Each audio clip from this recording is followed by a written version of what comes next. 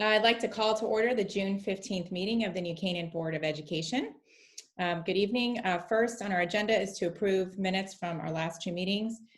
First, I have a motion for minute approval for the June 1st meeting. Sherry, second. Bob, all in favor? Okay. Moving on to our June 10th executive session. Motion to approve.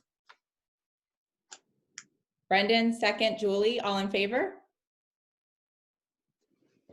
Thank you. Tonight's agenda, to review and approve tonight's agenda, do I have a motion? Carl, second. Penny, all in favor? Thank you. Next up is comments from the public. To ensure the public's right to be heard, the board has set aside time during the meeting for public comments. 2 minutes will be allotted to each speaker and a maximum of 15 minutes to each subject. Is there anyone wishing to address the board? I know we have several people tonight. So if I can just take, go ahead, Brian. well, I typically, Jen, Ms. Richardson as our secretary, as our timekeeper. So we may want, would anyone volunteer? Julie, Okay. Julie is our acting secretary this evening. Thank you, Julie. Great. And so to the attendees, anyone wishing to speak, there's an icon to raise your hand. And if you do so, we will find you in the list and move you over as a participant, and you'll have your 2 minutes to speak. So let me take a look. I see one hand up at the moment. Okay, looks like Will Hennessy. Move Will over here. Okay, Will, can you hear us? Yes, can you hear me? Yes, we can. That's great. Thank you. And out of curiosity, if we wanted to yield to someone else, would we be able to mention their name at the end and you could move them over? Is that a fine way to proceed? It's 2 minutes per speaker. Okay. Right. But if you have something that is organized to be in order, then we can make that, we can make that work. Yep. Great. We'll just say their name afterwards, and if anyone who's next could raise their hand, that would be helpful. Sure. As well. Great. Thank you. Good evening. My name is Will Hennessy. I was the class of 2013. And I speak with fervor and love on this graduation day because as alumni, we know what lies ahead for the class of 2020 as we are living it. For many white folks like myself, living in New Canaan and then leaving to go to college and begin our professional careers is a reckoning that many of the normalized behaviors reinforced through our education system have unintentionally been hurtful, racist, homophobic, and oftentimes oppressive. I've been called out in my workplace when the stakes are high to understand that the white-centered world in which I have been taught is the only reality. I fail to understand the vibrant racial differences and inequalities as well as power of my privilege. For the class of 2020, the unlearning about the truths of the world starts today. And we're here as alumni, current students, and parents to make changes to NCPS so that future graduates will not be deprived of the education that they deserve to be successful. Recently, I've been thinking about Trayvon Martin. We were the exact same age. He was supposed to graduate in 2013. And when I was a junior in New Canaan High School, I found out that he was killed. And I was sad for the loss of life, but I was not equipped to understand the systemic importance of why he was killed. And at that event, it seemed to have no impact on my grades, sports, or ability to get into college. So why was it even important to me? Today, the world is giving me a chance, something Martin was not afforded, to make these changes to myself, and that we urge you to do the same within our public schools. Our call to action is born from love, and for me, of my own mistakes. And we are not here to blame or to point fingers, but we ask you to hear these points out as an invitation to our table to discuss. This call is urgent because our window for making change is already overdue. And over to Molly James.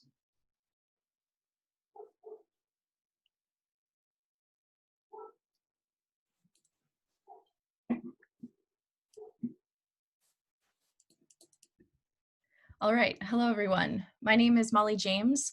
I graduated from NCPS in 2013.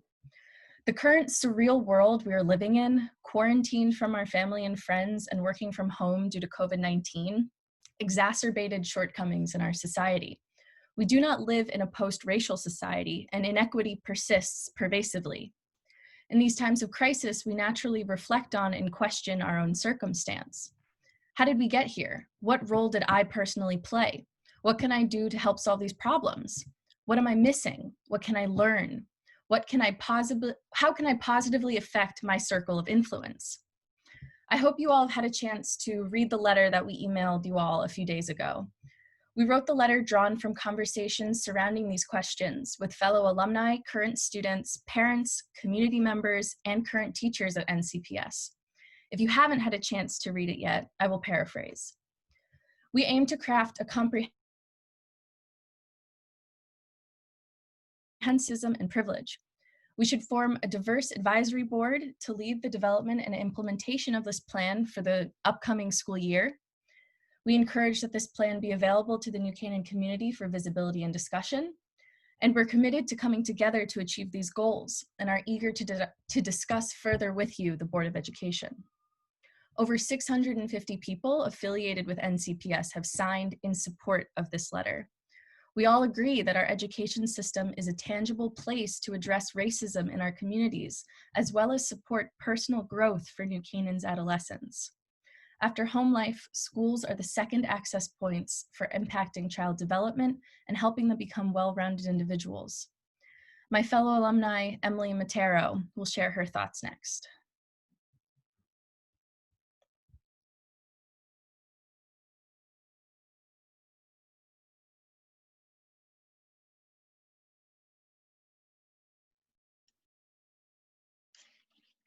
Hello, my Okay. name is Emily Matero, NCPS class of 2011.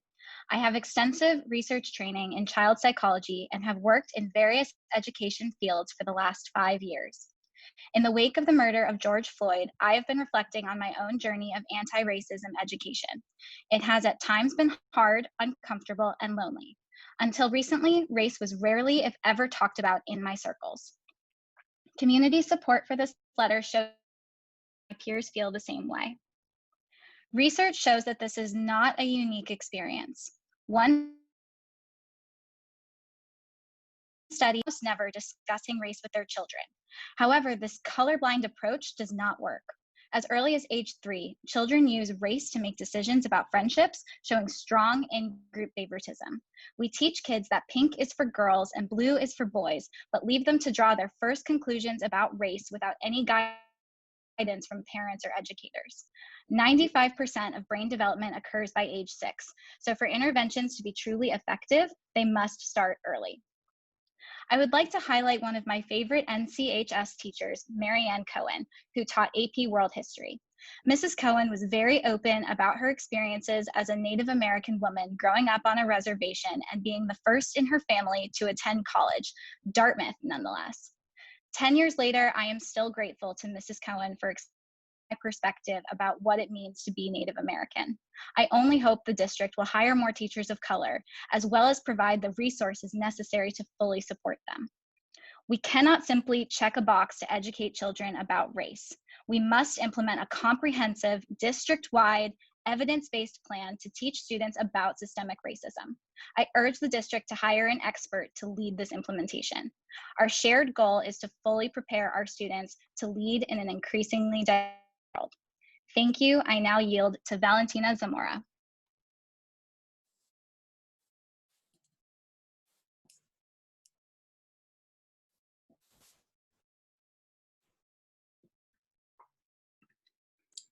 My name is Valentina Zamora, and I will graduate APS in 2021. For students, teachers are key role models outside our homes and our first windows into the world. Meeting and learning from teachers with different backgrounds and perspectives exposes New Canaan students to different ideas and opinions and provides the opportunity for diverse discussions.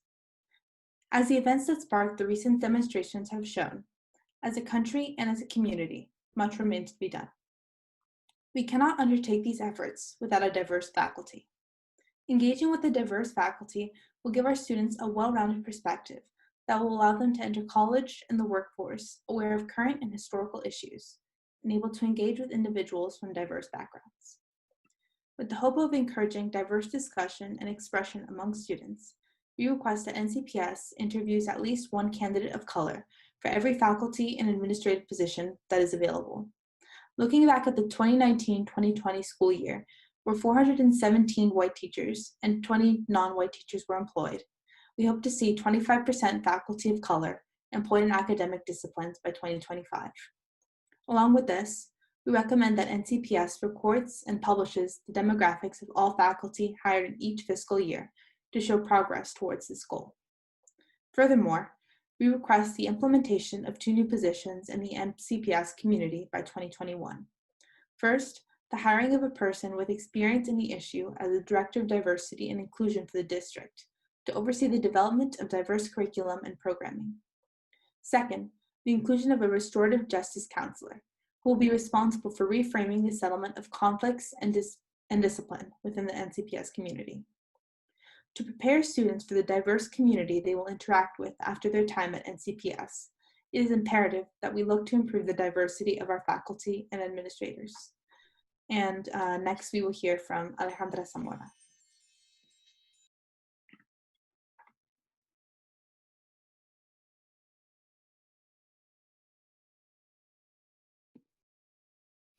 Hi, my name is Alejandra Zamora, NCPS, class of 2014.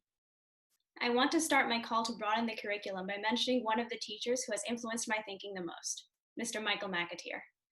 I used Mr. McAteer's approach to thesis writing, best summarized as what's in the book, what's in my brain, throughout my 4 years at Brown University while learning about motivations and repercussions of US policy that had never been mentioned during the previous 12 years of my education, or else had been given scant coverage. What's in the book, what's in my brain, thus carried me through papers regarding the genocide of Native Americans by American settlers, Huey Newton's activism on behalf of African Americans and the LGBT community, and persistent health disparities between people of color and white people exposed starkly during the current pandemic.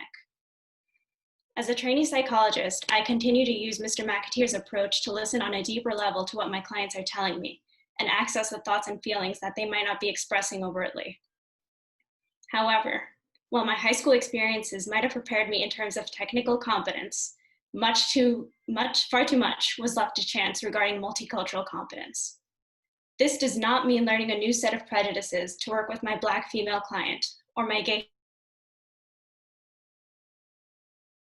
Hispanic client, but under the influence of culture and history on a client's psychological life.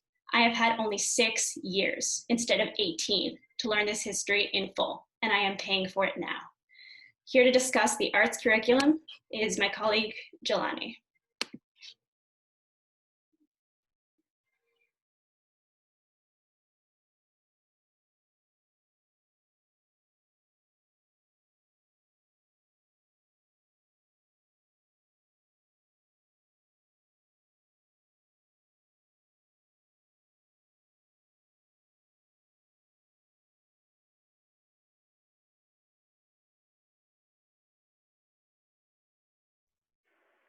Jelani, is that you under Matt DiMattia's account? Yeah, good evening. With my time, I'd like to play a recording of Jelani. Hello, my name is Jelani Aladdin. I'm an alumnus of New Canaan High School, class of 2010. I'm asking for a change to the arts and literature curriculum.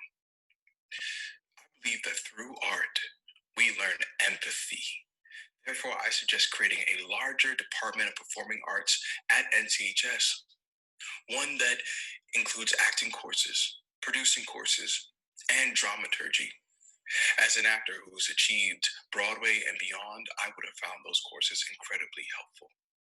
In addition, there are stories written by revelatory POC authors that should be included in the curriculum.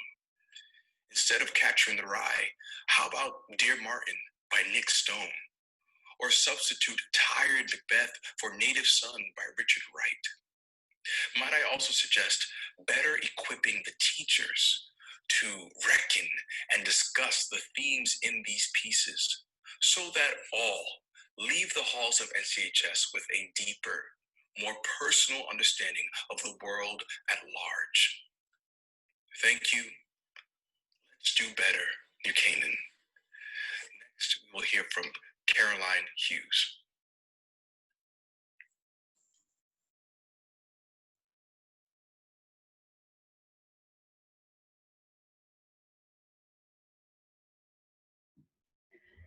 Good evening. My name is Caroline Ainsworth Hughes. I graduated from NCPS in 2004. After graduating with a degree in education and history from Northwestern University in 2008, I returned to New Canaan, where I served for 9 years as a youth minister and had the privilege of working with about 250 young people and their families annually, spanning grades 1 through 12. Tonight, I'm eager to share with you our aspirations around district-wide programming. Years ago, in the wake of the Columbine school shooting tragedy, New Canaan High School, under the auspices of Vice Principal Gary Field, instituted Launch Day, Let's All Unite New Canaan High, an acronym that reflected the aim of the event, a day to promote inclusion and belonging. The day featured a series of teacher-led and professional facilitated workshops, keynote speakers, and student speakouts aimed at providing the entire school with skills to address anti-bullying and community building. In a similar spirit, we now call for twice yearly district-wide all school day events aimed at understanding and embracing racial justice, diversity, and inclusion. We imagine utilizing the arts, music, and narrative storytelling, seminars, and keynote speakers at the various schools to achieve this goal. Similarly, we ask that 2 professional development days, coordinated by the Director of Diversity and Inclusion, be set aside for faculty training around issues of racial justice, diversity, and inclusion within the district, for the classroom, the curriculum, and for pedagogy. We imagine some of this work would be led internally, but some would utilize the skills of outside professional resources like the Racial Equity Institute. New Canaan High School has a rich history of being a leader in this type of work. Now we have a great opportunity as a district to catch up with and indeed set a new standard for peer institutions engaged in similar endeavors. I pass the floor to Trip Means to discuss our anticipated next steps.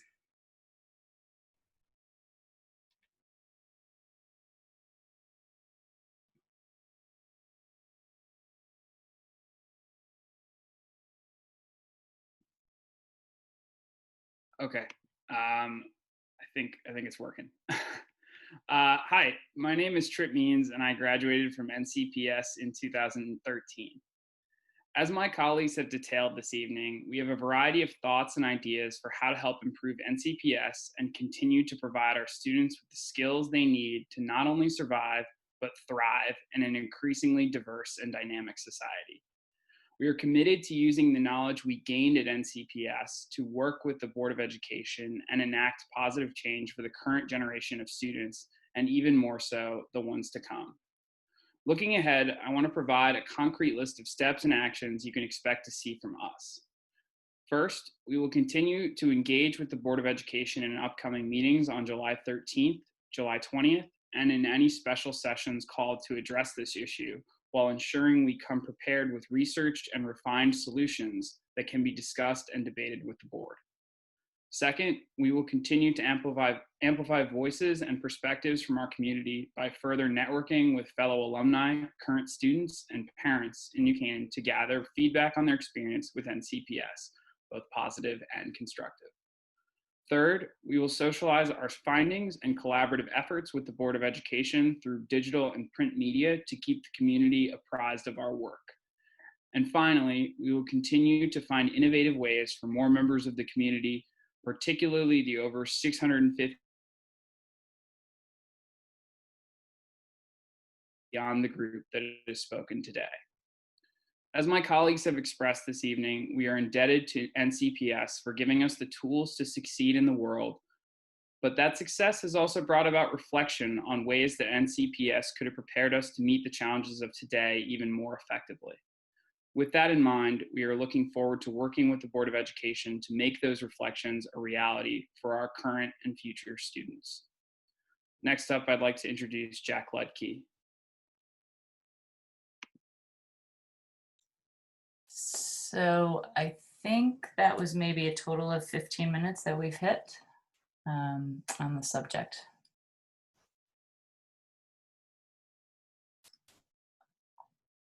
So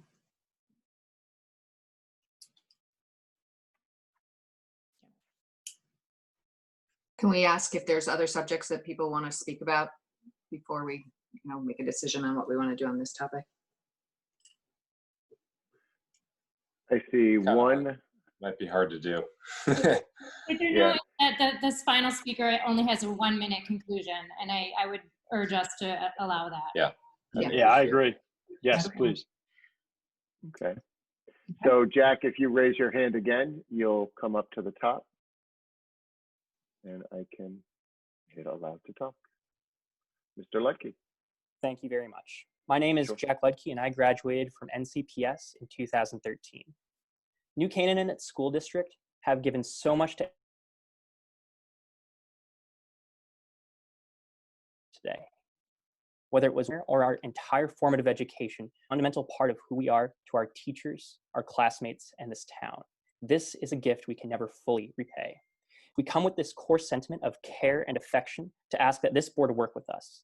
Change is needed. Current events have cast light on institutional inequities that require rethinking the components of every system we take part in. We stand at a historical crossroads, and this board must rise and choose the right path. Today, more than ever, inaction is not an option.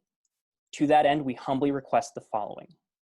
First, that this board acknowledge the importance of addressing issues of racial inequity and the central role it has as one of New Canaan's most important institutions to instill this change. Second, that this board continue its tradition of openness and collaboration when crafting solutions that address racial inequity, including the proposals brought forward today. And third, that this board continue to cultivate future generations of New Canaan students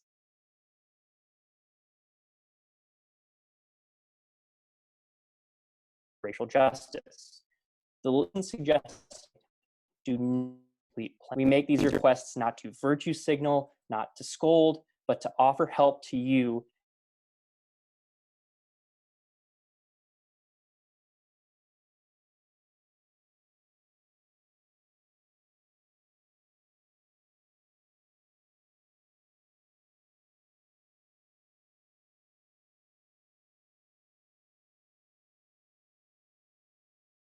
May, we spent 81.7% of the budget. Another 15.3% of the budget is encumbered, and we have 3% of the budget that has not been encumbered. For the last several months, we've been on a monthly basis, on a weekly basis, bi-weekly basis, monthly basis, have been monitoring all of our expenditures. And at the last meeting, I had indicated at that time that it looked like approximately $1.4 million would be remaining. I've increased that number to closer to $2 million. So we will be sending the town a significant amount of money, more than we had originally thought. A few weeks ago, the board did receive permission from the Board of Finance to carry over $400,000 in the non-lapsing account for COVID-related expenditures. And so that's a positive for us as well. Year to date, we've spent through the 31st of May, $72,773 out of the operating budget for COVID-related expenses. And we have encumbered $54,537. We're working with the town on the FEMA grant to receive reimbursement for those expenditures. So we'll continue to work with them on that. If the money does come in, I would assume we expect it to come in a future fiscal year. So we'll be working with the auditors to determine how we actually record that on the financial statement. So there's more to come on that. And then the total expenditure out of food services for the food for free and reduced, the food pantry and Meals on Wheels is $73,726. And again, a good portion of that should be reimbursed through the FEMA grant. I'll take any questions that you might have.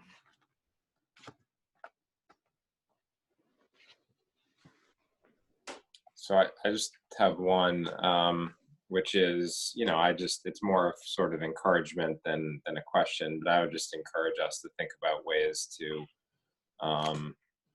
support our kids heading into next year. Obviously some of the money that was saved from this year also came with, the kids not being in school and not having benefits that come with that, despite our excellent, e-learning initiative. So I realized that technically speaking, the money goes back to the town, but I I think as a town, we need to be focused on that. And that may mean that money, needs to ultimately come back to the New Canaan Public Schools to help our kids. And I think that's something that our town should be focused on. So more of a comment than anything else, but I think it's necessary for us to be thinking about.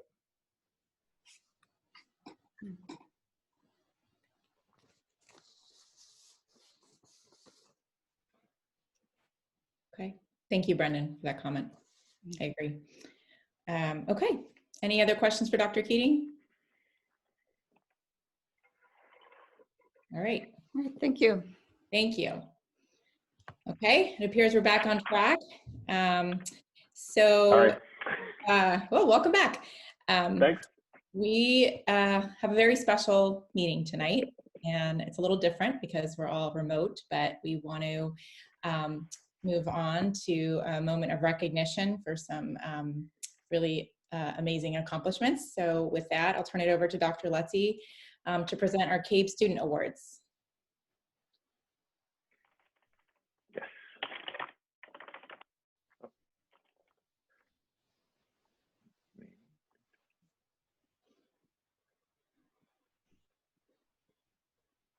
Okay, I just moved our first CABE Student Award winner, Nick Hodge, over so that Nick can say hi in a moment. But Nick, how are you today? I'm good. How are you guys? Well. Hope the graduation parade worked out well for you today. Yeah, it was a ton of fun. I really appreciated it. Good. Well, we recognize just how difficult it must be to be here with us tonight, and we're really grateful that you are. So thanks for keeping the schedule intact and making it with us. I'd like to say just a couple of words about Nick, our first Connecticut Association of Boards of Education Student Leadership Award winner. Nick, who's a graduating senior in the class of 2020 here in New Canaan, is a competitive sailor and is influential in classroom discussions. He's a sharp and driven young man who helps to set the intellectual atmosphere in the classroom, presenting compelling ideas and questions and forging strong relationships with all of his teachers. Nick understands the balance between activities and academics while managing to maintain one of the most challenging course loads throughout high school. He taps his intellectual curiosities, explores new interests, and pushes himself for personal growth on a regular basis. Nick is the co-founder and four-year president of the New Canaan High School Bee Club, educating classmates in the community on bee preservation, networking, and establishing contacts with local farms and preserves. He was elected as student advocate, helping to create a more positive school culture by working with his peers to support emotional and social growth and to break down social barriers. Outside of school, Nick has worked as a sailing instructor, a flag football referee, and a golf caddy. Clearly, he's someone who loves the outdoors. His school counselor stated, "Nick is an astute, sensitive, and self-assured student who puts his heart behind all that he does. He brings out the good in others and leads by example with an energy and a positivity that others want to emulate. Nick proudly reflects that he's overcome challenges in high school without sacrificing his character. And he describes himself the same way that we all think of him and will remember him as compassionate and determined." So, members of the Board of Education, it is my pleasure and honor to present to you Nicholas Hodge, our Connecticut Association of Boards of Education Student Leadership Award winner for the class of 2020.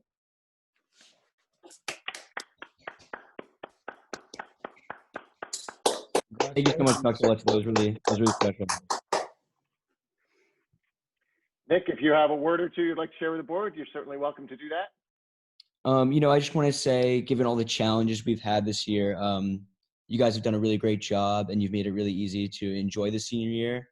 Today was definitely really special, and I've talked to a lot of kids today, and not a single one had anything negative to complain about. They all had a wonderful time. Everyone said that they love this graduation celebration, and I certainly did too. So thank you guys so much for that. And for this whole award, that was really special, and that meant a lot to me. So thank you. Great, Nick. What are your plans for next year? Going to Cornell in the fall. Congratulations. Thank you so much. All right. Well done. Can I add a comment? Just on behalf of the board, Nick, I I just want to congratulate you and, wish you all the best at Cornell and beyond. It sounds like you are exactly what the world needs now. Your energy, positivity, your character, your compassion. You will do very well, I'm sure. So we wish you all the best in your next endeavor. And I hope that you felt all of the love and honor from our community today. So all the best. Thank you so much. That means so much to me. Much appreciated. Well done, Nick. Congratulations. Thank you.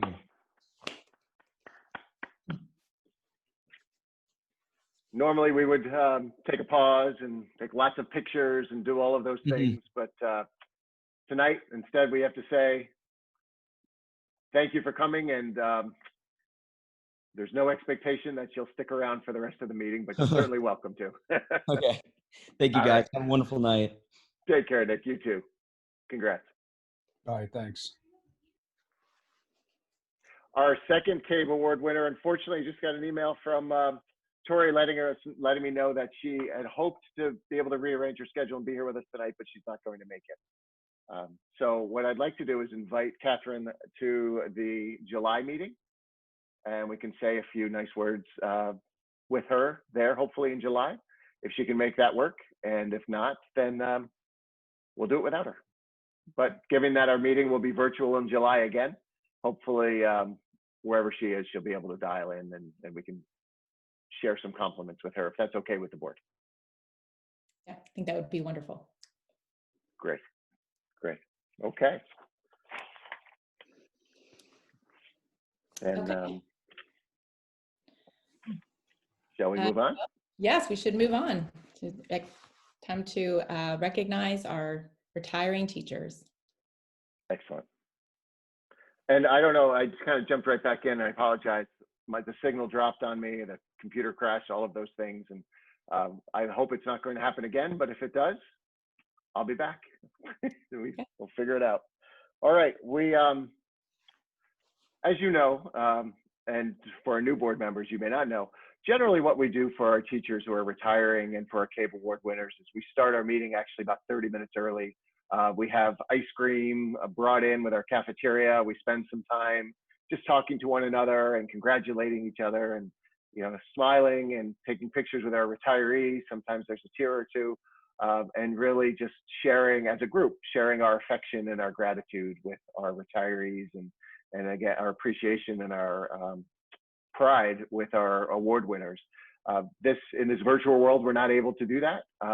So we understand we're doing certainly the best we can, but we want our retirees, just as I go into reading a little bit about each one, to know that we wish we were together. We wish we could share those moments with you, and in the relatively near future, we hope to be able to do that and be together again.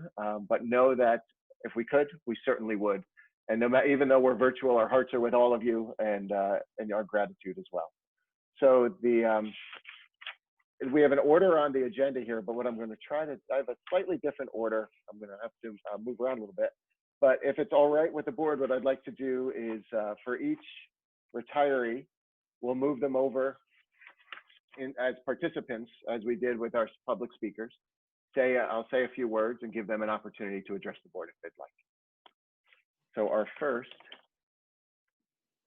retiree will be Gail Felderbaum. Hello, Gail. Hi, everyone. So Gail began her tenure at West Elementary School in December of 2016. She holds a 6th-year degree in literacy from Sacred Heart University and a Master of Arts in Early Childhood Education from Sacred Heart as well. I'm going to share a few highlights with you of Gail's illustrious and impressive career in education. Before joining us here in New Canaan, Gail spent 18 years as a classroom teacher and a literacy coach in the Bridgeport Public Schools. She was also a language arts consultant with the Fairfield Public Schools for 13 years, and then served as a writing specialist with us over at West School for 3.5 years. We were quite fortunate to hire Gail, and in part, we have thanks to Gary Cass, who had a connection through the Fairfield Schools, knew Gail through her excellent work over there, and was, I know, thrilled when she was interested in joining us over at West. Throughout her career, Gail taught countless young students to love to read and to engage with reading. She's a coach for teachers to strengthen their practice in writing, as well as a consummate learner, attending professional learning at Teachers College for advanced training in reading, writing, and coaching, and learning everything else that she could along the way. She's been beloved throughout her career. She's an amazing educator, a wonderful, wonderful person, and a steadfast friend. So as Gail transitions into retirement, she plans to remain involved through CES in Trumbull and to explore becoming an adjunct professor at a local college. In the immediate future, however, she's looking forward to catching up on her reading, to doing some traveling when that's safe to do again, and visiting or maybe Zooming with her friends. So Gail, thank you for everything you've done for our students and for us here at West School and throughout your impressive career, and congratulations. Thank you very much. Thank you for letting me join West and this community in the last part of my career. It's really been a highlight. I have enjoyed working with all of you, and the professionalism and collegiality have been amazing. So thank you very much for allowing me to join your family. Thank you, Gail. Thank you, Gail.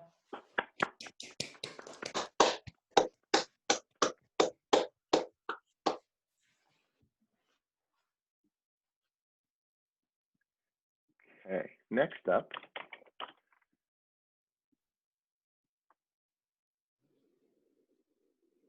Oh, let's see if I did that right. There we go. There we go. Hello, Miss Lency. Hello, Brian and everyone. It's nice to see your faces. It's nice to see your name and hear your voice. But I had the pleasure of seeing you IRL today at the parade. So welcome. Let's see. Susan. So some people just get it. They get kids, they get parents, they get teachers, they just get all of us. And when you talk to those people, you just know that they get it. And you feel a little more comfortable knowing no matter what, they understand you. They understand things, they understand the world. They have a certain wisdom, a knowledge, and understanding that just settles you down a bit and gives you the confidence that everything's going to be okay. When I became principal at New Canaan High School in 2011, Susan Lency was one of the first people that I met. And I knew from the moment that I met her that she was just one of these rare people who just get it. And I'm very, very lucky for the 9 years that I've been here in New Canaan that Susan has helped me to just get it as well. And she's done that for many, many, many kids, teachers, parents, and others throughout her 11 years here with us in New Canaan. See, Susan is kind-hearted, she's generous of spirit, and she's a tireless champion for kids. Her grace, her humor, and her intelligence and warmth radiate through everything that she touches. She's had a hand in the AP testing, with the senior internship, really with everything that's gone through the New Canaan High School Guidance Department, and even at a district level, many of the things we've done during her time here in New Canaan. She's tapped regularly to speak at PFA meetings about a whole host of topics. Susan's calmness, her level-headed advice has been valued by students, families, and colleagues. Like I said, everyone knows she gets it. As a school counselor, Susan's efforts have helped thousands of students through the years. Sitting in on parent orientation session one year, she precisely balanced the need to be encouraging with students and families while also being honest with them as she talks about the college application process. At a time in people's lives where students and families can be most vulnerable, Susan always made everyone feel important, loved, and confident that everything would be okay. Even if we don't all get into Stanford, it'll be okay. Susan's experience as a PTA president for her own children in Fairfield prepared her well for some of the more challenging meetings that she's skillfully facilitated through the years. She never forgot what it was like to sit on the other side of the table. And she always led and communicated with empathy, understanding, and kindness. Students and parents always rave about Susan, and it's obvious that she leaves behind a lasting legacy at New Canaan High School. Susan, we love you, we'll miss you, and we thank you. Best of luck in whatever lies ahead, especially all those precious moments with your beautiful grandbabies. We really, truly wish you all the best in the years ahead. And thank you for all you've done for every one of us through the years. Wow, Brian. Now I'd give you a hug if we were in the Wagner room together. Yeah, I don't get to do that. I just, as if today's parade and then those incredibly intelligent alums, some of whom were my students, weren't enough to make me realize how hard it is to leave this work. Your kind words and seeing your faces really just reminds me how hard this is. We know it's the right thing for me and for our family, but you have all been. I mean, some of you I've had your children, some of you I've worked with in other capacities as colleagues and as, on some of the committees that we serve on, and you are just a hard team to leave. I was also, this was a second career for me, as you all know, and it was the highlight of my professional career to spend it with all of you. So thank you. I'm going to miss you all, and when we can go back to school and get a hug, I will certainly come to your office. So I appreciate your beautiful words, Brian, and I appreciate every single one of you. Some of you I don't know as well, but a lot of you I know quite well, and I really appreciate each and every one of you. So thank you. Thank you, Susan. Thank you, Susan. Thank you, Susan. Thank you. Now you've given us yet another reason to look forward to the day we can all be together. Well, enjoy and stay safe with your families. That's the most important.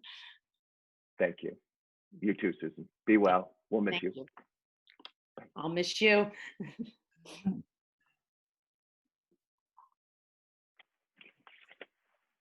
Okay.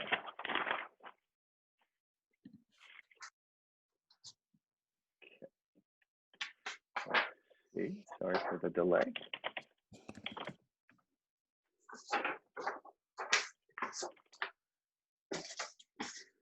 Okay, let me check.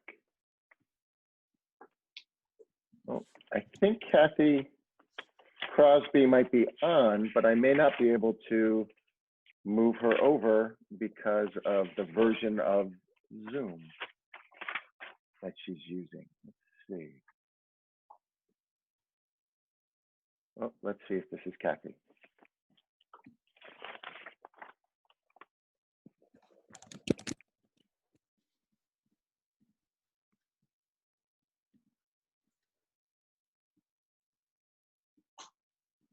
Okay. I'm not sure. So, oh, let's see. Cathy, is that you? Oh. Hi. There I'm we here. go. Hey, all right. Welcome. Okay. There we go. See, it takes a little longer in the digital world, but we get it figured out. All right. Cathy Crosby, Southwest and East Challenge teacher. These are the words that colleagues use to describe Cathy. Kind, awesome, hardworking, caring, respectful, outstanding, smart, big-hearted, and just absolutely, in all caps, great. She yearns for her kids to learn, according to her colleagues around the elementary school. See, Cathy is one of only a few staff members who touches the lives of students at all three of our elementary schools each week. At every stop, she brings students together in any space she has available to engage their minds in system thinking, in seeing new perspectives, in learning to respect diverse ideas, to embrace change, innovation, and adaptability. She does this quietly and calmly. For her time and attention mean the world to her students, and they look forward to every minute of every session. From Dr. Seuss's The Lorax to change agents to the invention projects, Cathy has made memories of learning, thinking, and creativity for countless students over the years. She is a trusted and welcomed colleague across all of our schools. Just glancing at her in front of kids, it's obvious that Cathy loves her time with students, celebrating their curiosity, their creativity, and their energy. Without a doubt, it has sustained and inspired her through the years. Teaching students to see the interconnectedness of the systems around them is impressive, and she believes they will become great problem solvers and innovators of the future. And as her students have moved up through the grades, I think that belief has proven true time and time and time again. She's proud of her work as she has guided students along this path. As a systems thinker herself, Cathy was encouraging us, all of the staff, to address social-emotional learning well before anyone was talking about emotional intelligence. Because she cares so deeply about her students, they know her classrooms are emotionally safe, which empowers them to take the intellectual risks she asks them to. She's created amazing lessons that engage students to creatively solve problems together as teams. She single-handedly planned, coordinated, and executed change agent forums and invention conventions for 10 years across all of our elementary schools.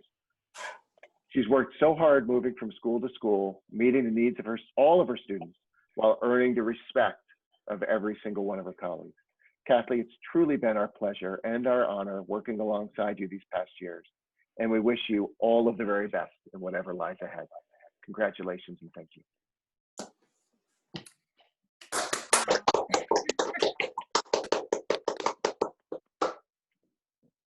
Thank you so much. It's a lot. It's a lot. All of it really, well deserved. Thank you. It means a great deal to me. Very emotional, of course, making this decision, particularly in this situation. But I am very grateful and thankful for all the time that I've had in New Canaan. It really has been an honor and a privilege to work alongside such talented, educated, such talented and dedicated, I meant to say, educators. And I feel, particularly working alongside both of my colleagues, Jean and Kimberly, that it made me a better educator. I appreciate the support of our administration, all the wonderful parents. I thank Darlene for all the time that she worked with us and her support.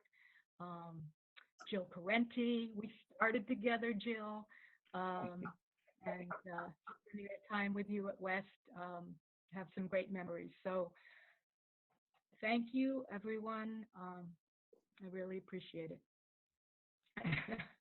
Thank you, Cathy. It's been great, and we're grateful for all of what you've done for our kids through the years. Thank you. Thank you, Mrs. Crosby. Cathy.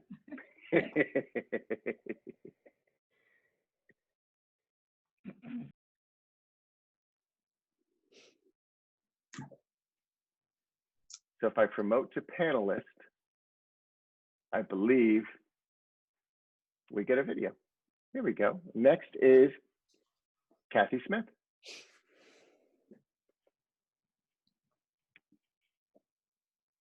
Hello, Cathy.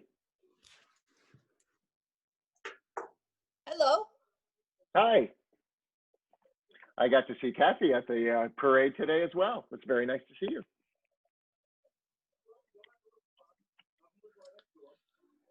Cathy Smith has taught at New Canaan High School for 17 years. Teaching was a career change for her. She had previously worked in the medical field and willingly shared her experiences and expertise in anatomy and the medical field with her students. Having entered teaching as a second career, it was clear she had a calling for it. She worked so well with her colleagues and made real connections with her students. One of her standout contributions is when she took over the marine science course and expanded the program to include numerous tanks representing a variety of marine ecosystems. She regularly took students on field trips to local beaches and harbors to collect organisms for study in the classroom. Her enthusiasm and direction fostered the growth and expansion of the course to include several sections of students, and her legacy lives on today, as that is always one of our most enrolled science electives each year. In a large department, Cathy was always the first to volunteer if a task needed to be done or if coverage was requested. Indeed, she is that compassionate person who would give the shirt off her back. A frequent volunteer in town, she was always to be found in her classroom late in the day, ready to help any student. We're lucky to have had her for the many years we've had her at NCHS. And we wish Cathy all the best as she begins this next stage in her journey. Cathy, we hope you have more time to devote to your dance and to your art. Thank you for everything through the years, and we wish you all of the best. Thank you. Congratulations. Thank you very much.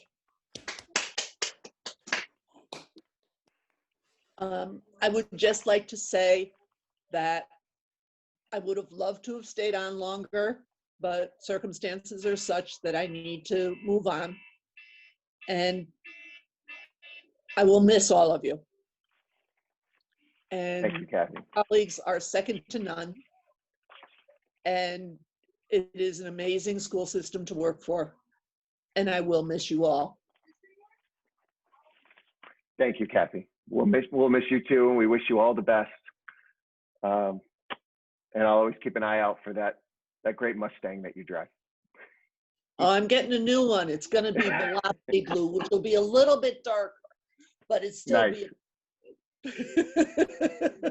Cathy drives a Mustang 5.0. It's a great car.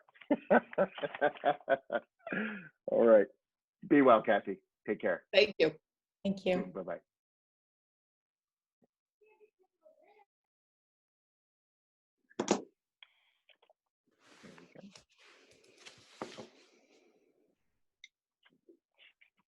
Our next retiree is Mr. Haig. Let's see. Hello, Tim. Hello, good evening. I think I got kicked out and got invited back in again, so here I am. Thank you. There you go. All right. I kicked you out and invited you back so that you could be an attendee with us or a participant with us. Fair enough. Thank you. Sure thing. I got to see Tim today too. It's great to see you at the parade today. That was an awesome parade. What a way to go. Yes.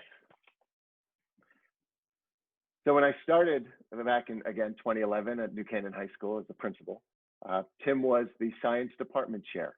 Got to know Tim very quick. As a matter of fact, Tim, you were on my committee for the interviews for principalship. Thank you, by the way. I worked out okay. Yes, it did. It worked out pretty well.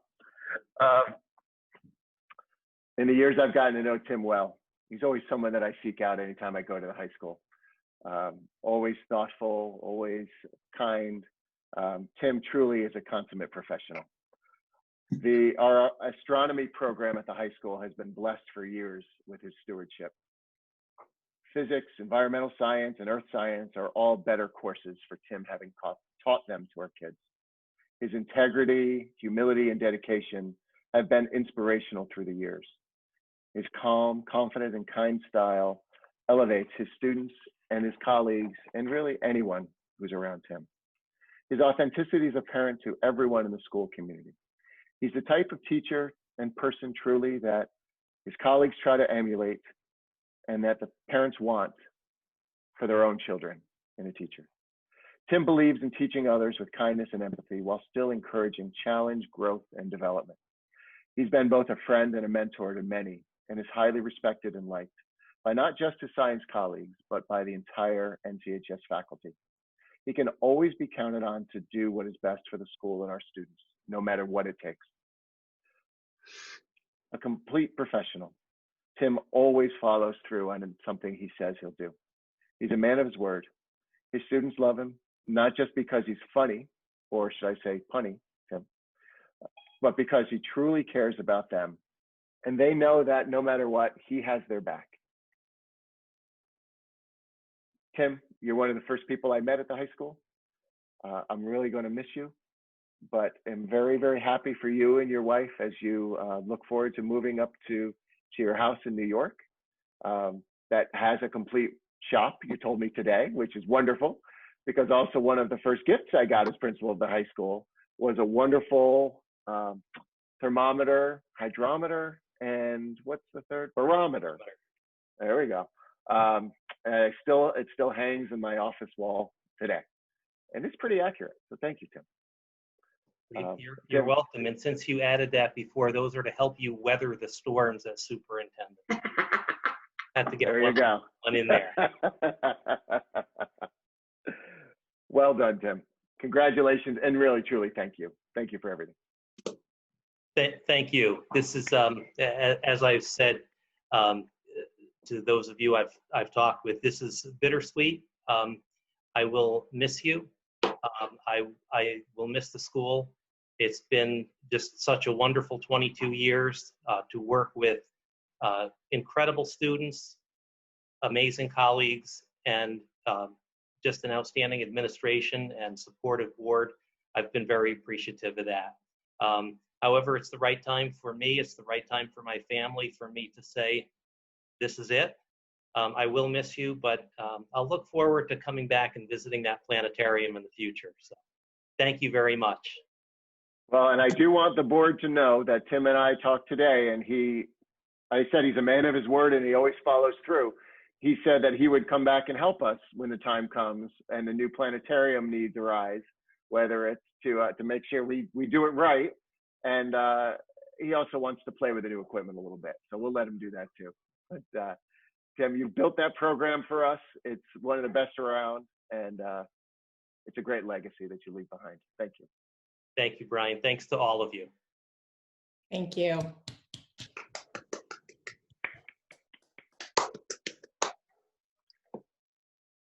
Thank you.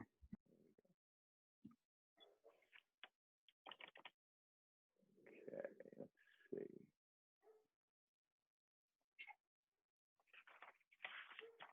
Next up.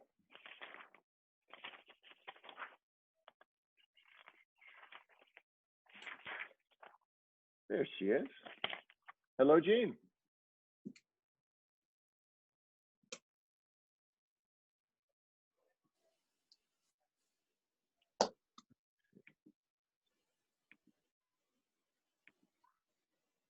Hello, Jean.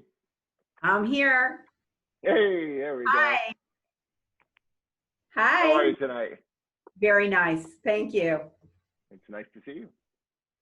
Thank you. Jean Caffrey is a teacher over at Saks in our challenge program. Back in the days when school was in session, if you happened to walk by her 8th grade class, you would have seen Jean in the front of the class, her students engaged, eyes lit up, and with a look on their faces of respect and wonder. With a glance, you would see that Jean Caffrey is a master teacher.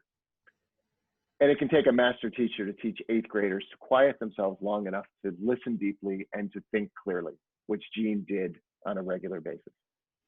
All who've worked with Jean feel a special kinship because she has a way of challenging you and loving you at the same time. Students come to see her for years after they leave her classroom because of that kinship and to show Jean that they have actuated the potential she saw in them all those years ago. She's an exceptional teacher, a leader, and a friend. Jean commands attention. When Jean speaks, everyone listens. She didn't need Zoom to be able to mute other people when she wanted to talk. They just did it naturally. Her leadership is natural and authentic. From the most concerned parents to the surliest of 8th grade boys and girls, Jean can connect with, understand, and teach them all. When Jean speaks about teaching and learning, she speaks respectfully, knowledgeably, and with a wisdom that only comes from experience. She's truly an expert in her field, honors and respects others, and has a great sense of humor. No question is too small for Jean to answer with her classic standard logic. When you're with Jean, students and adults alike, you figure as she explains something to you, she uses a clear, thoughtful logic, and you often think to yourself, if Jean thinks I'm smart enough to understand what she's saying, then I just might be. Jean's direct yet sincere approach is quite powerful. She has an unmatched air of professionalism, an unending well of kindness, and the very highest standards for herself and for others. Jean takes the time to truly understand her students and was a brilliant force through the years at Saks. Her dedication to all aspects of teaching defined her to all who had the pleasure of working with and alongside her. Jean's never lost her passion for teaching. She loves the students she teaches, and they love her. She enjoys the curriculum and is an integral part of the fabric of 8th grade. We're truly going to miss her. Jean, congratulations. And from the bottom of our hearts, thank you for sharing yours with us through the years. You taught us much, and we are truly forever grateful.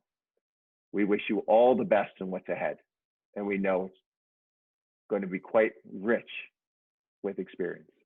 Thank you for everything. Thank you so much. Thank you all. Thank you.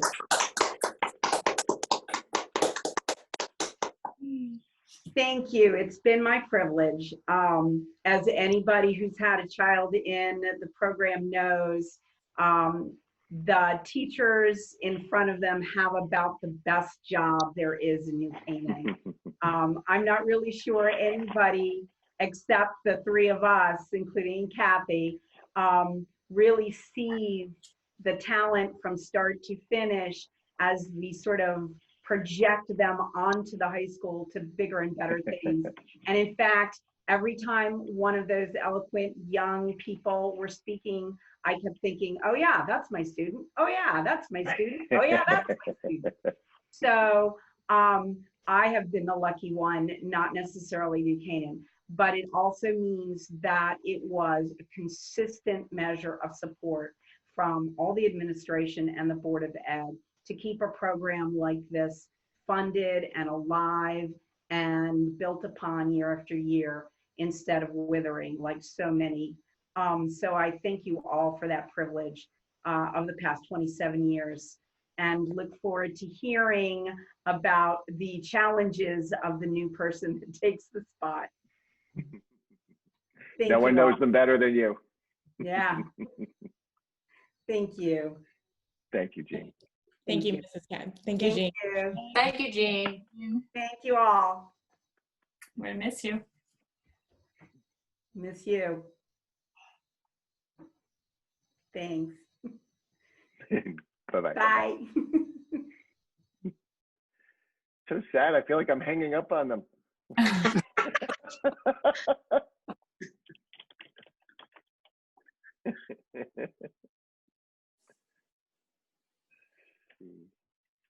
There we go. Karen, hi.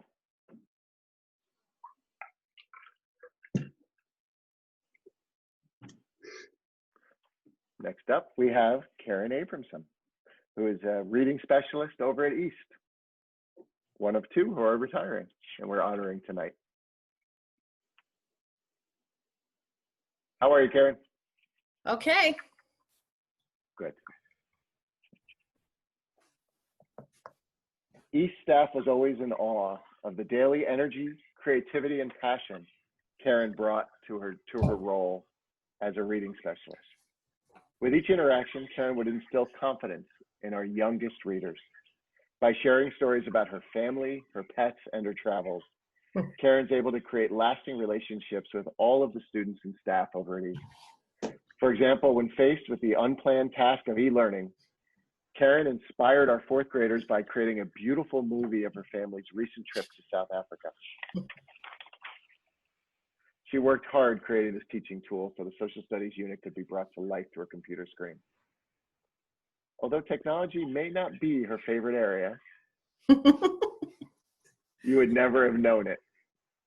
She put her heart and soul into the project on behalf of her kids, as she did each and every day over at East. Karen truly is a team player. She's always thinking of the well-being of our staff, and for years has been the heart of East School's social committee. Holidays, end of the year parties, special days for each other, celebrating the nurses, celebrating the administrative assistants, birthdays, more. The list goes on, and they all happen with Karen in the lead. She'll be truly missed, but we're sure her positive energy will find new outlets as she begins this next stage of her journey. Karen, thank you for all the years and all the effort and everything that you've done on behalf of the children and staff over at East School. You've truly made a difference, and we're going to miss you, but we wish you all the very best in what's ahead. Congratulations.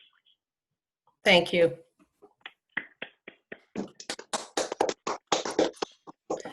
Brian, I'm thinking it's been 40 years and it's really flown by. And then I thought, wow, that's something that an old person would say, but it really has. I also wanted to mention that I am a product of the new Canaan schools. I went to kindergarten through 12th grade, graduated in the class of 73. So as an insider, I can say, yay, it's a great system. I'm also the last remaining teacher that taught at Center School, I think. I only taught there for a year, but I don't think there's anybody else teaching who was there. So I don't know. I managed to pull that one off. And did you go through Center School as well? You went through Center School as well? No, I went through South School. South School, okay. Yeah. But I'll miss New Canaan. I'll miss my home away from home, really 40 years. That's a heck of a long time. Teachers are great, love the kids.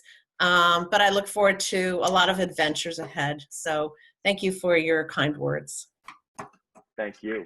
And thank you for all of your service. As a graduate of New Canaan, I wish I had known that talk. I could have had some fun with that. But but really, it explains a lot, and it shows your pride, your dedication, your commitment. All of it really means everything. Thank you, Karen. Thanks. Thank you.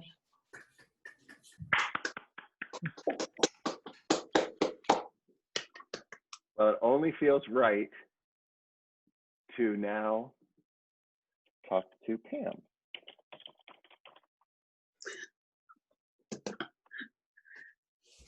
Let's see.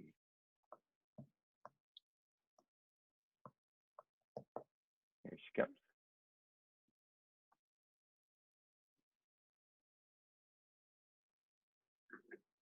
Did I start my video? Yeah. There we go. Sure. Hi, Pam. Hi. There you are. Hi. I don't know what I'm pushing here, Brian, but I made it. We'll make it work. No worries. How are you? Oh, great. Woo. So, to anyone who doesn't know Pam, Pam is also a reading specialist over at East Elementary School. Pam and Karen work together. I believe, did you start together as well? No, we started in 1980, but she was at Center School and I was at East. Gotcha. So I've been at East School the longest of anybody now, 40 years. Congratulations. Well done. Thank you. It's a great school. I didn't want to leave. That's good. Well, you're one of the reasons it is great. So thank you. As a matter of fact, the very first sentence of my notes here say, Pam is the heart of East School. She's everyone's ideal friend, listening, giving advice, laughing and crying with everyone who comes to see her. She's the colleague who never shies away from trying something new if it will support her students or support a fellow teacher.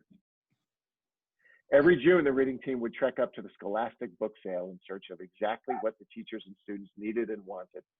Armed with coupon codes, purchase orders, and the name of the woman giving private access to the closed-off aisles, Pam was giddy with enthusiasm and excitement every time as she pushed the cart up and down the aisles, grabbing sets of books, each one thoughtfully chosen, all to be loaded in the back of her SUV. She knew exactly what was needed at each of our grade levels, and all of the readers at East through the years are better off for it. East School is just not going to be the same without Pam. For 40 years, she worked alongside all classroom teachers, special education teachers, our student teachers, school psychologists, and more to best meet the needs of each and every individual student. Over the past 13 years, we've watched her give up any spare time every day in between working with students to collaborate and to listen to our staff. The literacy room is typically a revolving door where staff come all day long, 3 words in mind: where is Pam? The students and teachers at East have been fortunate to learn and grow under her care. Even though she's taught for so many years, she jumps at new opportunities to learn and to share her learning with her teachers. I have no doubt she'll continue jumping at all the new opportunities that are available as Pam begins this next stage of her own personal journey. Pam, congratulations. We'll miss you, and thank you for everything you've done for us through the years.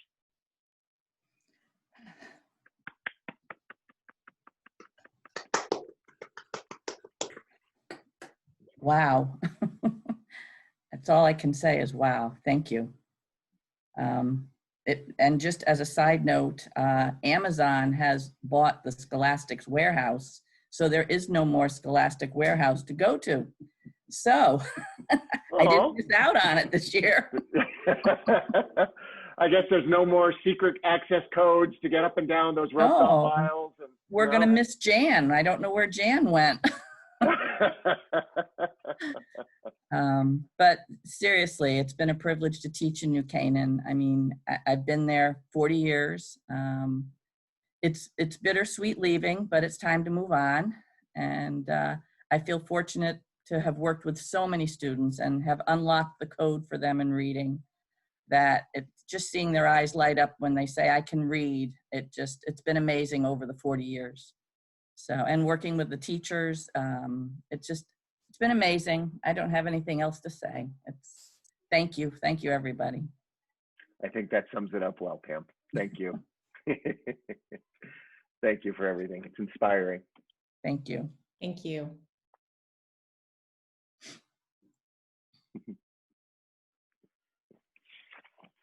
Okay.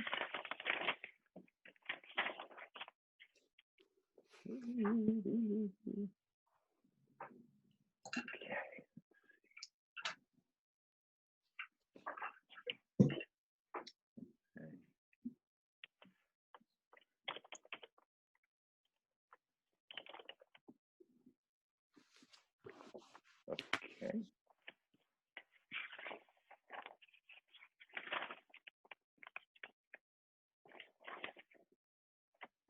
Here we go. Next, we have Marguerite Hastings.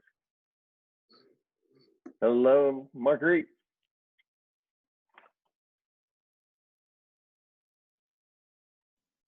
There we go. I just unmuted you. Okay. The power of the host in Zoom. I love it. You've got the power.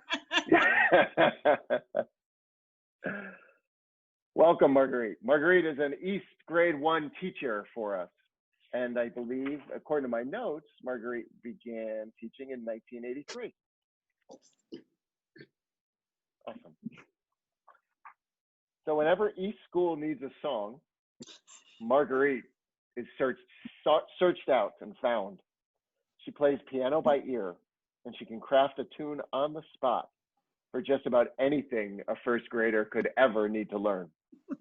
Need a fun song to remember your multiplication facts? Marguerite's got it. Need some lyrics to grab student interest in the water cycle? Just ask Marguerite. Need to remember the sequence of handwriting strokes and foundations? Marguerite's got a tune for that too. She's been the author of many staff retirement songs over the years too. But I'll tell you now, Margaret, before you nurse, we're not going to put you on the spot and ask you to sing a song for us tonight. Although, if you wanted to, we wouldn't stop you. Marguerite's energy and passion for all that she does is enviable. She's a founding member of the Veterans Day Committee that brought the annual Veterans Day Assembly to East, which is now a beloved tradition at the school, which touches the lives of young and old every November. Not only does Margaret share her love of teaching and music with her first graders, but she also is given selflessly to our celebrations of learning assemblies, making sure our East School song continues as an honored tradition known to all of our students. She's given selflessly to our East School singers, partnering with our East music teacher, Barry Zhao, at early morning rehearsals or evening concerts to grow students' enthusiasm for this amazing program at East, inspiring the East School musical that we hope to debut just as soon as we can. Marguerite never rests. We doubt that will change in her retirement, but we hope she embraces all that's ahead for her with the zeal and energy that she's brought to East. Marguerite embodies the exuberance and passion needed of an elementary school teacher. Her colleagues fondly remember the way she would get an enormous idea and head off to her classroom to retrieve a file, a book, or best yet, her keyboard. We will continue to sing Marguerite's songs for years to come. Her musical legacy didn't stop within the walls of her classroom. Marguerite gave enormous amounts of time and energy to all of what she did at East. Even the kindergarten and first grade hallway sing-alongs. She's a truly special person and teacher, and she'll be greatly missed. Marguerite, thank you for everything. Thank you for bringing your energy, your positivity, your spirit with you every day for the benefit of students and colleagues alike. Best of luck in whatever lies ahead for you. We'll miss you. Thank you. Thank you. I've enjoyed my 37 years here, and I just love seeing the lights go off in the kids' eyes when they get something, and that's what I'm going to miss. Hearing those little voices, seeing those little smiles. But it's time, ready for a new chapter. But I'm gonna miss them. I've also made some wonderful friends over all the years. So it's been a wonderful time. Yeah. I'm gonna miss it. Well, and we're gonna miss you too. But we know that whatever lies ahead, you will approach it with spirit and zest and a good song from time to time. So that's all you need. That's a song in your heart. That's right. So thank you for everything. Thank you. Thank you. All right. Congratulations.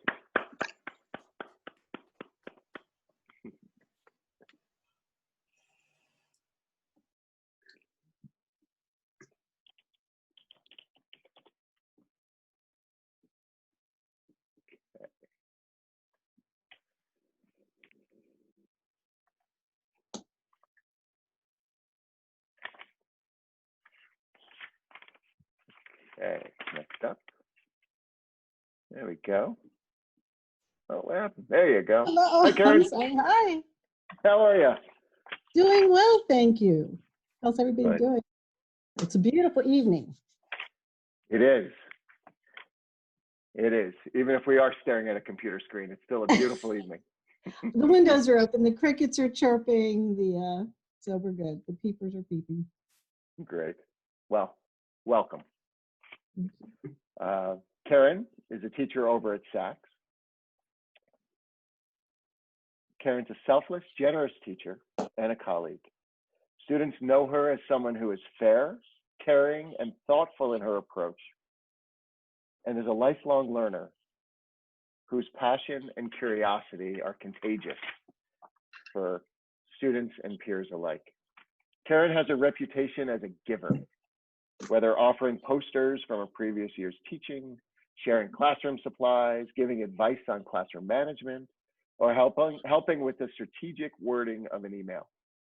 Karen inspires her students to notice and to appreciate the world, and she keeps them engaged in authentic projects, whether it's researching unusual landforms or building sustainable ecosystems. Always a voracious researcher, She sends links to the latest NPR stories about alien plants, emails videos of rolling stones in a desert, and the occasional National Geographic slideshow. Her students never know what fascinating new science concept would be explained through her links, through her emails, through her communications. They just knew that it would be fascinating and that Karen would come in excited to talk about it each day. She created a classroom environment where everyone was respected and had a valued voice. She was a facilitator who masterfully guided and supported her students toward the answers of their own questions. Always generous with a shoulder to cry on or sharing a room to laugh in, Karen has given her all to her students and her colleagues, and we are happy for her that she will have the time and circumstance to give some time to herself. One colleague paid Karen the highest compliment by saying, "I will take what I learned from Karen with me on my journey of teaching, and I only hope one day to be as great of a mentor to someone else as Karen was to me." We'll all miss Karen's good humor, worldly wisdom, dependability, and laughter, and we wish her all the very best as she takes this next step in her journey. Karen, thank you and congratulations. Thank you.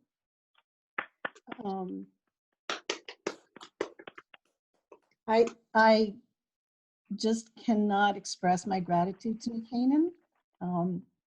You foster in teachers what you want us to expect from our students, which is you support us as risk takers, and you let us walk out on those edges and ledges and fully support us along the way. And I think because you allow us to do that, your children are comfortable doing it as well. So thank you so much for that. I appreciate it. Jill, thank you so much for all the opportunities. And thank you. Great. Thank you, Karen. Bye-bye. Thank you. Bye-bye.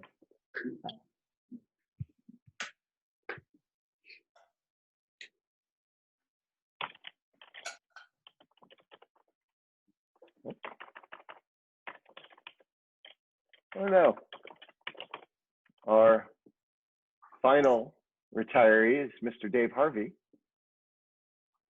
but I don't see him here. Dave, if you are on, raise your hand and you'll come up to the top if you're on with somebody else's name. And if you're not, I'm just going to talk about you anyway.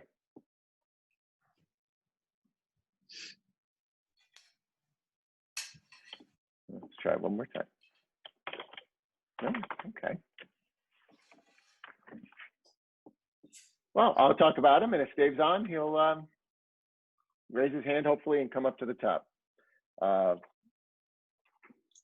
Dave Harvey, Latin teacher at the high school. Dave's a proud New Canaan High School Ram, graduating from New Canaan High School in the 70s.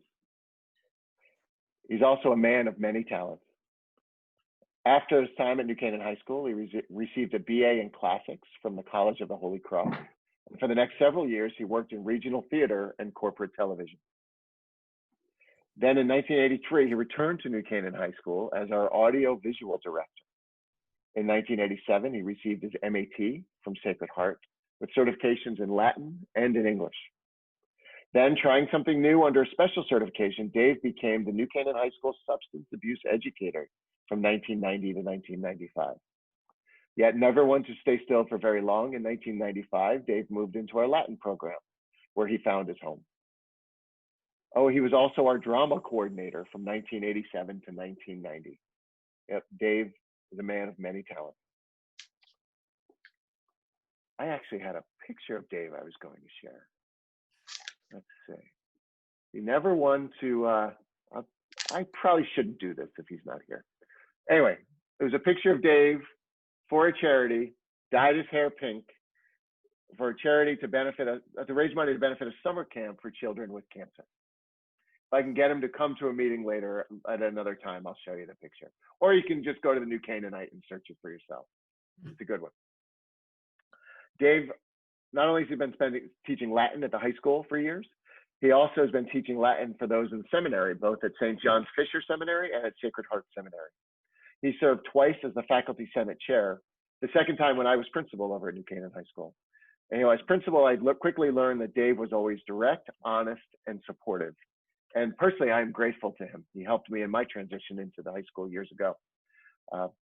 Dave, students remember him. They remember his class. And even just this winter, Dave and his wife, Carol, were invited to attend a reunion for the class of 1989, where he served as class advisor. He loves the outdoors, and he loves his beautiful granddaughter, Taylor, even more. So Dave's been a mentor, role model, and friend to many through the years. We're enormously grateful for all that he's done. He's retiring. Yeah. He's been at New Canaan High School since well, I went through the years, 1987. And it just won't be the same without him. So Dave, congratulations on a successful career. And I wish you were here so I could show that picture. One last chance. Nope. Okay, we'll try it next time. So congratulations, Dave.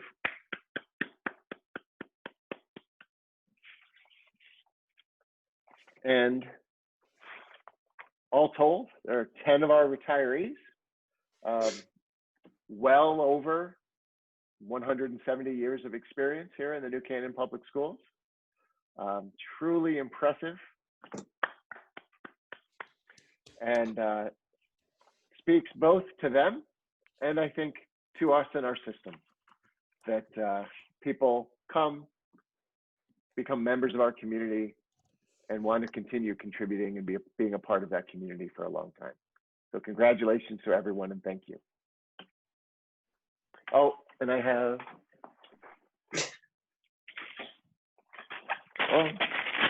each of our retirees will receive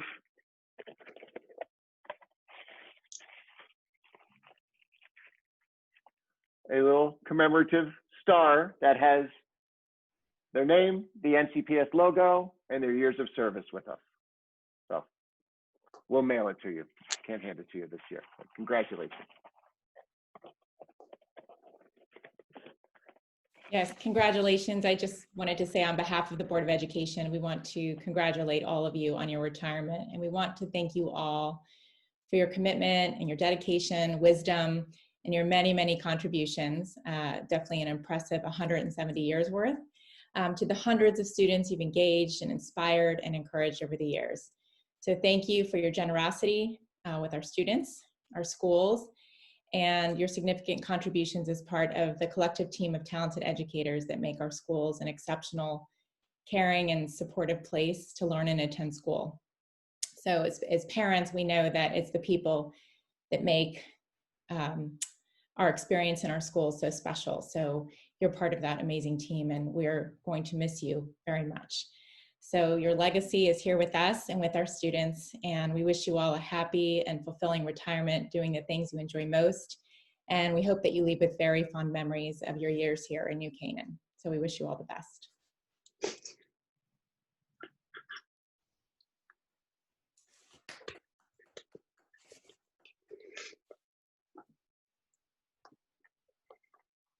Okay. And as we said to the CABE award winners, we can say to our retirees, there's certainly no expectation that you stay on the line, but you're always welcome.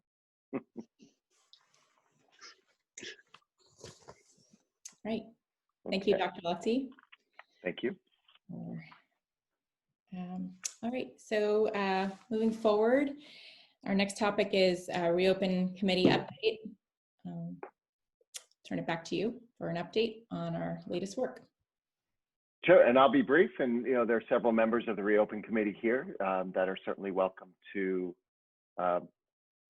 share more. I just wanted to share with the board that the Reopen Committee, week and a half ago or so, received a draft of a survey that then we had an opportunity to meet with Hanover for an extended period of time, Jill, Katrina, and I, last week, and we worked through that survey to try to get it to a place where we felt it would provide us with some meaningful feedback from students, from teachers, from parents. And we're in that place now. We just heard back from Hanover just today that the link is ready to go.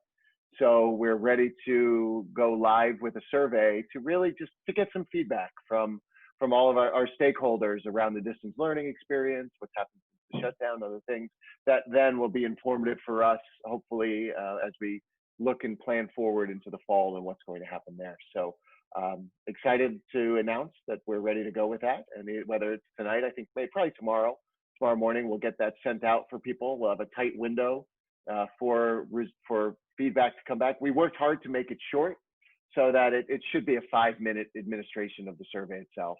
And it's really to talk a bit about the experience for distance learning that folks had, to get some feedback on that, and then also sort of plan forward a little bit around any challenges, things they experienced, so that we can have that as part of our problem solving and planning if we are to go into a distance learning environment at some point in the future. So it should be helpful. We're also asking a final question or two around transportation, which is to assess or try to ascertain whether or not parents would be able to or planning to drive their children to school next year instead of taking the bus.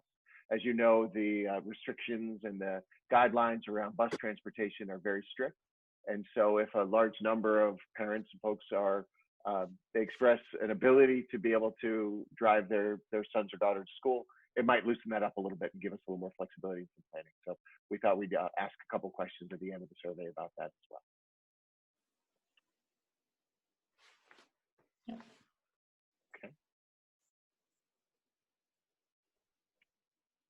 Good. Any otherwise, you know, the minutes are there. We did an update on what we've been doing in the district. We talked a little bit about sort of the ongoing decision making that's coming from Hartford and from the commissioner's office, and so, you know, being reactive to that and trying to be nimble in our decision making. As I know, the situation changes, and so they're working to try to make decisions based on the current context. And as they do that, it may be a little different than what decisions were made a few weeks ago. And so we're working hard to be sure that we're nimble in our thinking and our approach, so that we can adapt and continue to you know, move things forward in the right ways. The good news going on in the state, you know, the work that everyone's been doing, the social distancing, the mask wearing, the hand washing, all of that continues to bring good news across the state. That you know, the infection rate seems to be under control, but you know, we've got to, at least according to the health experts and those on the EOC call and others, that most important thing we can do is continue those good practices to continue to manage the spread and hopefully get us all in a good place for the fall when you know, when we're ready. They will share that in conversations with the governor and the commissioner, they are looking at trying to use somewhat of a more regional approach. Thinking that the experience across the state can be different based on different regions of the state. So as they're working out their guidance, trying to figure out what type of approach they'll take towards the fall, they're keeping in mind a desire, at least, to have enough flexibility for decisions to be regional based upon what's going on with the virus in each locale. So we continue to talk to them daily. We'll keep the committee and the board apprised of what happens. Great. Any questions, comments? Just any idea when we'll have sort of an idea what's going to end up happening for the fall? Well, when I ask that question, or when others ask that question, they'll tell us that as soon as it's ready, they're going to get it out to us. And everyone says, thanks, that's very helpful, thank you. But we haven't gotten a date from them. I do know, though, that I do expect that regional, local decision-making will somehow be developed into it. That's their goal, to try to come out with guidelines that have enough flexibility to be responsive to local context. So that could be helpful for us. So as long as we continue to manage things well and are careful and keep the transmission rates down and stay healthy as a community, we can be more optimistic. Thanks. Okay, thanks for the update. Want to move into the budget for next year? Sure. Let's see, I will share this.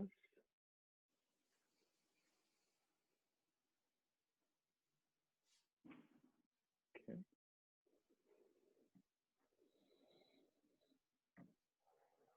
Okay, I will talk through this there we go.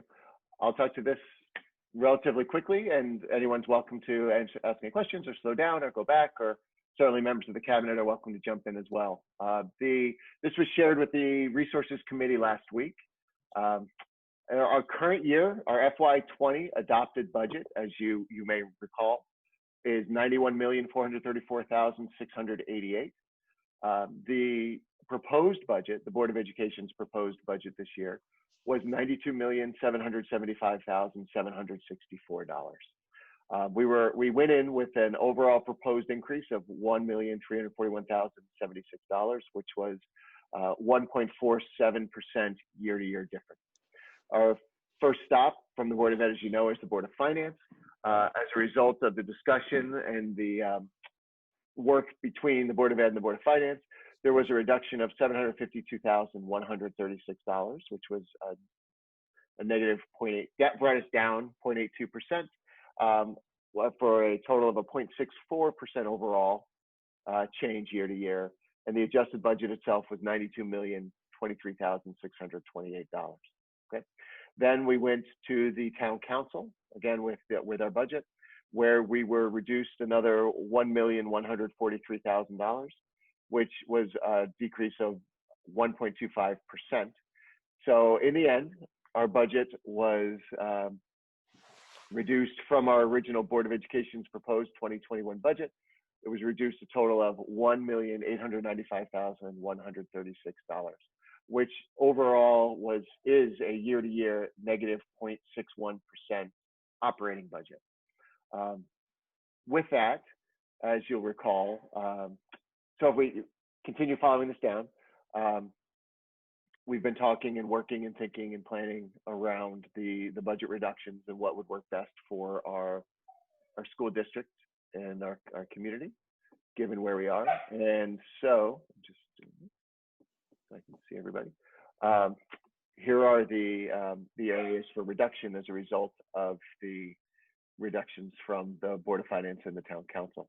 I'm going to actually start with line 26, because this really was the bulk of the reduction from the Board of Finance. That is the change in the Internal Services Fund reserve policy. As the board will recall, for the last number of years, we've had an agreement with the town and with the Board of Finance that the Board of Education would hold 60% of the reserve corridor for insurance. So we have our aggregate stop loss, we have our anticipated claims, and then insurance that kicks in at 120% of those claims. That's called the aggregate stop loss. And then what's between the 100 and the 120 is the corridor. So we've had an agreement with the town and the Board of Finance that we would hold 60% of that 20%, and the town would hold on the general fund, they allocate a reserve of the 40%. In this year's budget, the conversation was, and the agreement was that we would flip that. So the Board of Education would now begin to hold 40% of that 20% corridor, and the town would hold 60. It doesn't have an impact on our program. What it does is simply, it's more, I think, an accounting shift than anything else as we look at this, because we do also have in that same agreement with the town, we will be made whole if we need to access that money through an agreement with the First Selectman and the Board of Finance. It is not an appropriation because the money's already allocated for that purpose. So by making that shift, that 60-40 to 40-60, that's a reduction of $527,136. And again, that was a part of this Board of Finance's 752. The remainder being anticipated turnover savings from the year, looking at the last 5-year running average is how we reached that. Then we still had quite a bit to make up, which was the, well over around $1 million plus. So after looking at things, the decision was made to defer the school start and end times, which is a total of just under $900,000, the $891,138. It's the right thing to do for a couple of reasons, including the fact that going into next year, in truth, we don't know what transportation is going to look like. We don't know what start or end times are going to be. We're going to have to problem solve around all of that based on bus capacities and guidelines and other things. So we also can't make that up in our program without significantly reducing other areas of the students' experience. So we're going to defer that. And we use the word defer purposely, anticipating that there'll be more conversation about that in the future. We're also looking to defer, we had an increased bus in the budget as well. On top of the school start times, we were looking at student distribution around town. In truth, there's a significant driver and bus shortage going in Connecticut and nationally. And even right now, Connecticut has stopped their testing for bus drivers. So if somebody even wanted to become one, don't believe CDC has any testing available for those people. Generally, it's a 4-month plus process for someone to get their driver's license to drive a school bus. And even then, it takes time to purchase the bus, right? To build it, to make it work. So this seems to make good sense for us to defer given where we are. We are looking at, I mean, as you saw, we anticipated maybe 6 or 7 retirees. We're up to a few more. We're up to 10 that we talked about tonight. So we are increasing the estimated turnover savings by a bit. This plus the 150 where we began puts us a little bit over 300,000, which we feel relatively comfortable given the number of retirees that we've had. We're making a change in our student activity financial software. The high school has been running its student activities through a program that has worked well for that purpose, but it's a standalone product and it's very expensive. Joanne and her team have looked at bringing Munis in for that purpose, using a separate Munis module, and it'll save us $40,000 a year going forward. So took some training, took some work to make all of this come together, but definitely the right thing to do. We have a vacancy at West, our writing specialist, as you heard tonight. Gail is retiring. And we've looked at the distribution of students and the population, and we're looking to reduce the writing specialist position by 0.5. West is a smaller school than the other schools. They have fewer students, and we had equalized the writing specialists a number of years ago, right after our redistricting that we had done, where things were a little leveler. But now they've gone back to where West is quite a bit smaller, well, a bit smaller than the other schools, and per student, the support will be equalized across the 3 elementaries with this reduction. We had been looking for, and we had posted a cybersecurity position. And we've received some resumes. We're looking at it. It was an expensive position, as you can imagine. And we also, though, as we were doing that, we did some work to look to see what kind of services are available. And we've made the decision to outsource the cybersecurity, the network monitoring and security through a company. It's a Palo Alto product, and it's a digital back office is the company we'll be working with. And they provide us 24/7, 365 coverage of our network at the highest degree with the, with all of the training and all of what it takes to do that at a much, well, a significantly reduced price than what we were looking at paying to hire in this kind of expertise. So this seems to be a good strategic move for us, both financially, but I also think in keeping our network as secure as possible. This way it's, we'll work with digital back office. We've communicated with the town, talked to them about what we're doing, and they fully support it. And it seems to be a good move for us to get that 365, 24/7 support and monitoring of our network for cybersecurity. And then we're looking at a restructuring of positions at central office with a retirement that will save us around $50,000. So those items combined bring us to the reduction that we needed at the $1,895,136. And then that gets us to our $90,880,628 budget for FY 2021, which is a negative 0.61% change year to year.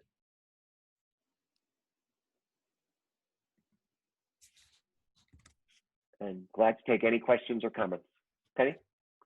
Have we been able to reduce the change in the ISF reserve policy to writing and had it signed by you and by Kevin or by the chair of the Board of Finance so that that's I mean, that policy does protect the Board of Education in terms of, our understanding about our financial responsibilities and risks. And I just think it's good to have something that's that key a policy in writing. Yeah, so the existing 60/40 policy is in writing, and we have that signed. What I'd like to do is simply change the 60/40 to 40/60 and have Kevin and I just initial those changes and leave everything else the way that it has been and has served the board well. That'd be fine. I think signed it just and dated as well, so there's a history. Yes, yes. That'd be, yeah, thank you. So, yeah, All of this makes sense to me, Brian. I wanted to highlight that, with not only is this a, 0.61% decrease, in light of the significant cuts that we received from the town council, but in addition to the, $2 million that likely will be left over at the end of this year, it's $2.5 million, which is, roughly 2.8% of the overall budget, which, my expectation is we will require, partially probably at some point next year, if I had to guess, just based on some of the things that we'll need to do, and having that, $400,000 account as a portion of that. But also, we are likely to come back and say we need things like, changes to start and end times, which is something that's in here as a deferral. And I just want the town, I want the town council, and I want the Board of Finance to understand that, those are amounts that we will need to spend, expect to spend going forward, despite having been, reduced in this year's budget.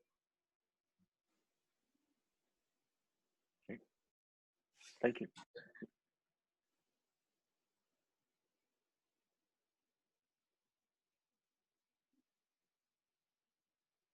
Anything else?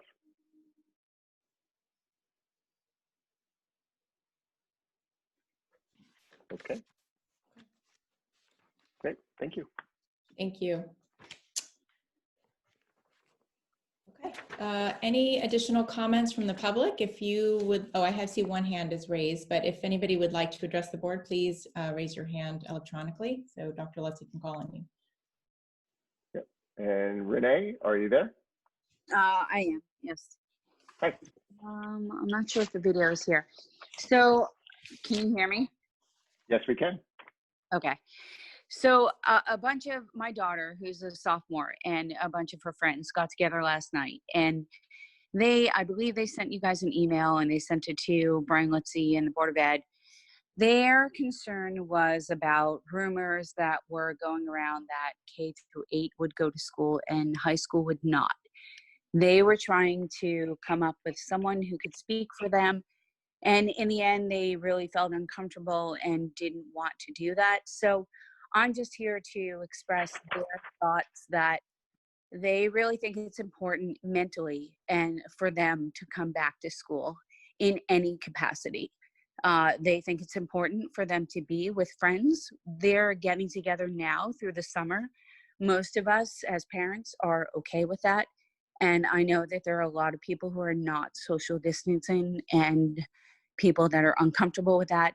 But we think it's really important mentally for our kids to get back to school in some capacity, even if they can only come back one day a week so that they could see their classmates, they could meet with counselors, they could meet with mental health experts if they need it. So I'm just wondering where you guys are at with that, if that has been totally thrown out or if there's any possibility that they're going to be coming back.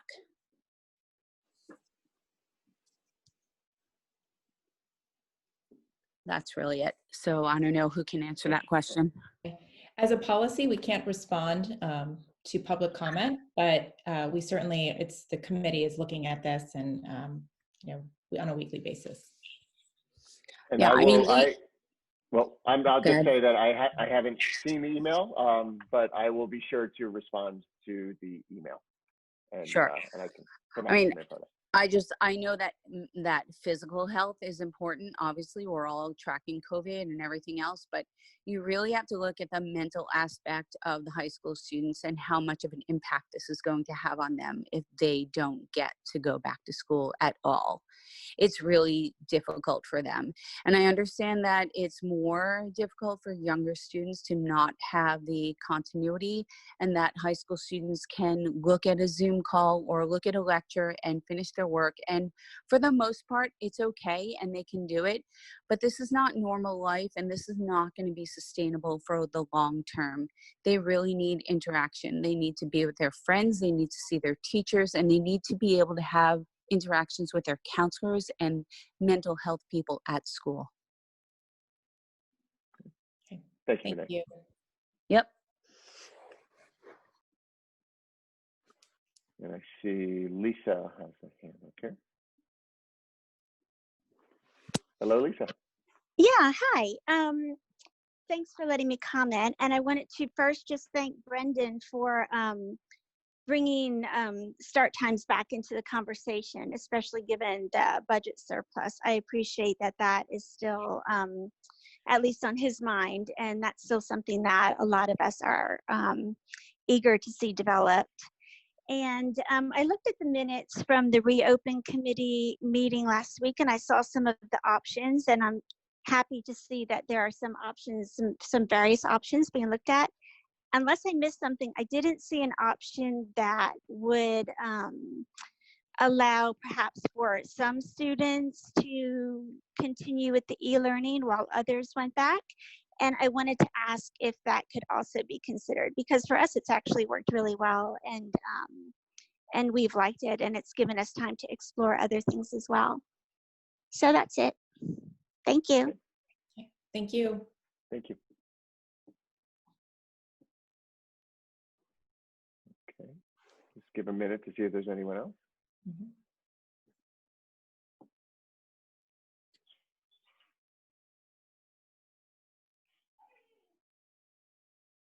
Okay. All right. Any other announcements?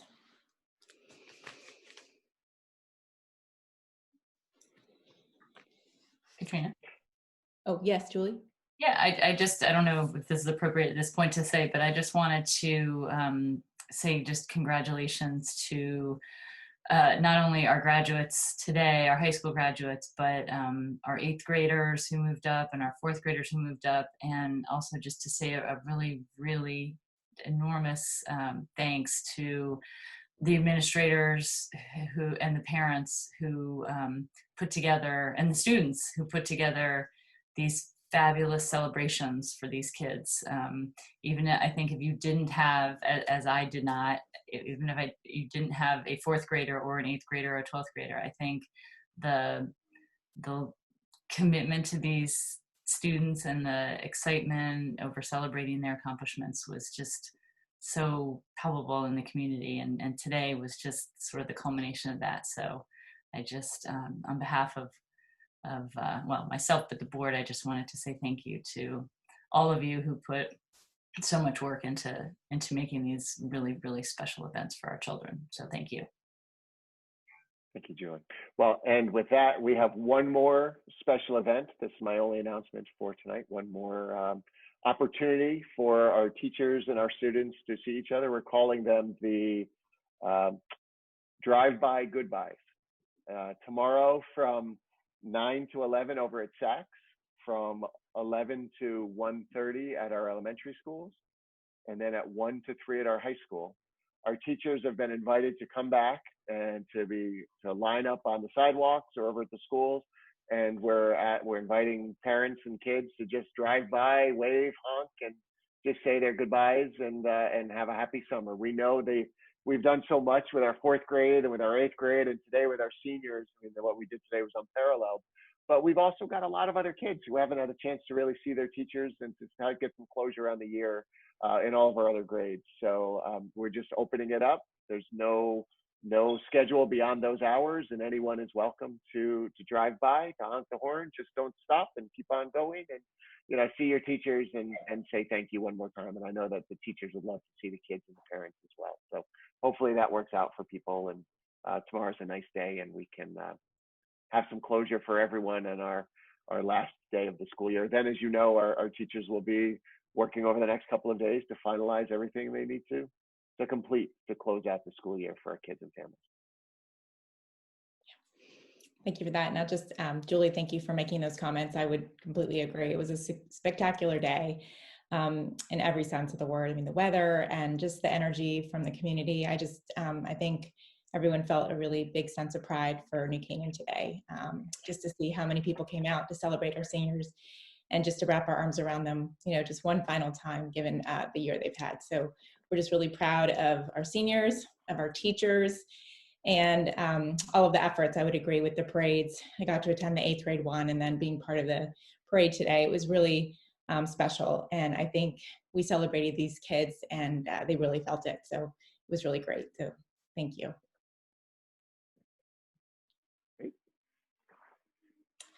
Okay, so motion to move into executive session. Penny, second. Brendan, all in favor? Okay,